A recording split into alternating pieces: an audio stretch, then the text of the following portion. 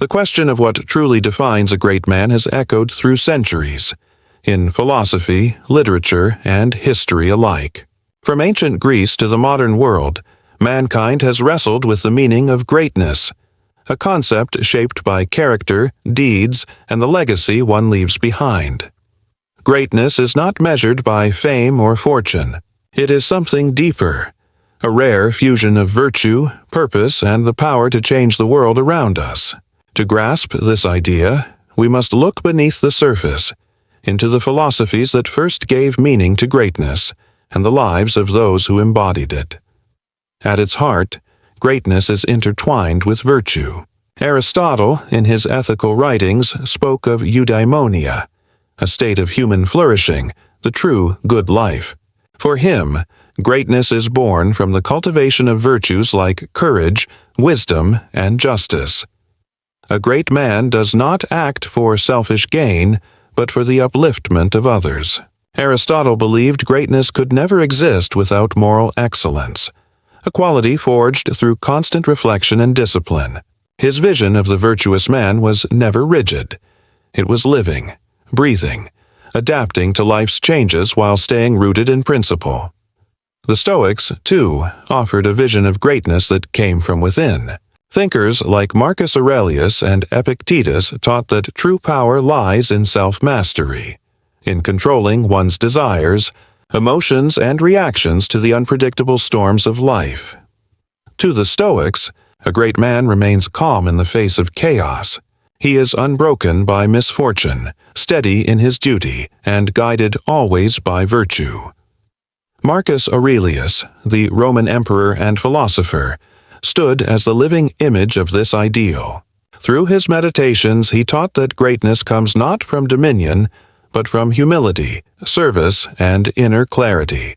Even with absolute power, he chose restraint over arrogance, and wisdom over pride. In the Stoic way, greatness is not about victory alone. It is about endurance, about finding stillness in the midst of turmoil. History is filled with such men, those whose lives illuminate the very soul of greatness. Consider Alexander the Great, a conqueror who, before the age of 30, forged one of the largest empires in history. Taught by Aristotle himself, Alexander united intellect with ambition. He was both philosopher and warrior, visionary and ruler, weaving cultures together under a single dream of unity. His path was not without shadows, his methods often ruthless, his hunger for power unrelenting, but his vision of a world bound. Together by knowledge and ambition reveals the power of a man who could shape history itself. The scale of Alexander's greatness lies not only in his brilliance as a strategist, but in his power to inspire loyalty, to move men's hearts and reshape the ancient world. His campaigns were not just conquests of land, but lessons in how ambition and leadership can redefine the destiny of civilizations. Yet, his story also raises timeless questions about the price of empire, the burden of power, and how long the glow of greatness can truly last. For when Alexander fell, his empire fractured, a reminder that even the brightest flames can fade when not tempered by balance. Then came another titan, Napoleon Bonaparte. Rising from humble beginnings, he carved his name into history with brilliance and controversy alike.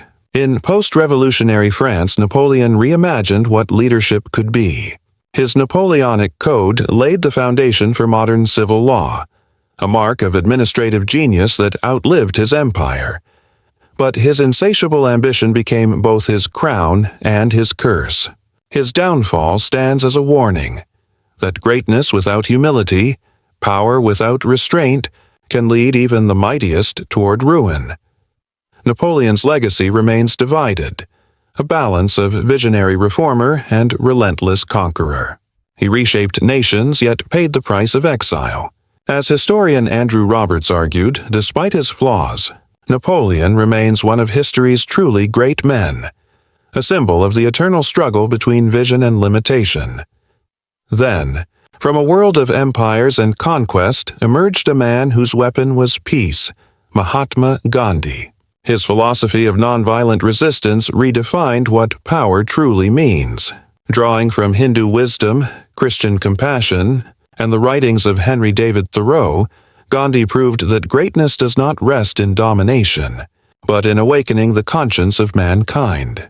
He inspired millions not with armies, but with ideals, justice, truth, and moral courage. His willingness to suffer for peace revealed a greatness that transcended the self, a reminder that true strength lies not in force, but in sacrifice for a higher cause. And across the ocean, another leader rose, Abraham Lincoln. In the crucible of America's Civil War, he held a divided nation together through empathy, humility, and resolve. His greatness was not merely political, it was profoundly human. He saw in freedom and equality a sacred promise, and he gave everything to preserve it. Like Gandhi, Lincoln proved that greatness demands both vision and compassion, a heart strong enough to lead and humble enough to listen. His life became a bridge between moral conviction and practical wisdom, showing that greatness is born from confronting human imperfection while striving toward divine principles. Then came the philosopher who shattered tradition, Friedrich Nietzsche. Rejecting conventional virtue, he envisioned the Übermensch, the overman, a being who rises above the limits of society and creates his own values. For Nietzsche, greatness is not obedience to morality, but the courage to craft meaning in a meaningless world. True greatness, he said, lies in self-overcoming, in embracing struggle, pain, and uncertainty without falling into despair, to live fully, to rise despite chaos, to build one's own destiny. That, to Nietzsche, was the essence of the great man. History has also given us minds like Leonardo da Vinci and Beethoven, souls who transcended their time, pushing the limits of art and science beyond imagination. In them, Nietzsche's vision of the Übermensch, the man who creates his own meaning, finds living form. Their greatness lay not only in genius, but in their power to transform the human experience itself. Nietzsche's challenge to us is clear. True greatness is born in individuality, in the courage to be authentic, to create meaning in a world that often seems without it. In chaos, the great man does not crumble, he builds, but greatness is not only found in brilliance or conquest, it can also live quietly, in service, compassion, and faith. Mother Teresa stands as a beacon of that truth. She possessed no throne, no army, no wealth, yet her heart became an empire of mercy. Her greatness flowed not from power, but from her boundless capacity to love, to serve the forgotten and heal the suffering. In her, we see another kind of greatness, one that aligns with the existentialist spirit expressed by thinkers like Jean-Paul Sartre, that meaning is not given, it is created. Greatness is not destiny, it is choice. It is the decision to face one's chaos, to act with purpose, and to carve meaning from the uncertainty of existence. This stands in striking contrast to Napoleon's belief in fate, for while he saw greatness as conquest over others, figures like Teresa and Gandhi saw it as victory over the self.